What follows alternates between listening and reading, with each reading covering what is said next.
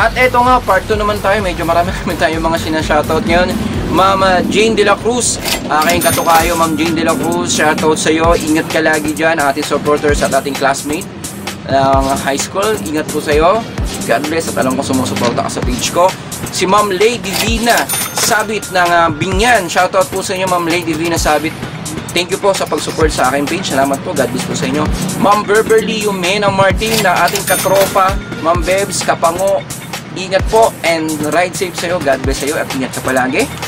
Si Sir Albert Rialco ng Tribo ni Cobra na taga Puokto. Alam ko taga Puokto. Shoutout sa iyo, Sir Albert Rialco ng Tribo ni Cobra. Shoutout din sa Tribo ni Cobra ha. At ingat po kayo lagi and God bless. And Sir Hans Kinelayo, ang ating ex-kaibigan at katrabaho, Sir Hans Kinelayo. Ingat po and God bless you. Ingat ka palagi. At tanong ko lang, kailan ba ang kasal? So, anyway.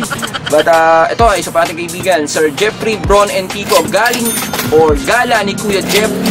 Siya, i-follow nyo to at i-subscribe nyo ang ating gala ni Kuya Jeff.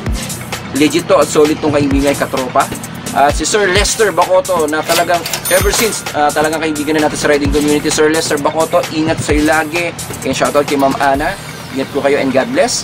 At si Sir Bernard Aurinto Bravo na kaibigan natin at followers natin dito sa ating page. Shoutout po sa inyo at talaga namang number 1 na sumusuporta sa mga page natin. Thank you po sa inyo at ako po ngayon pa lang papasalamat at bawi po tayo sa mga susunod na mga araw at kung ano man po ang pagsuporta nyo, isa na ganyan din po ang suporta nyo sa mga nabanggit ko pangalan sa aking shoutout. Thank you po at magandang gabi.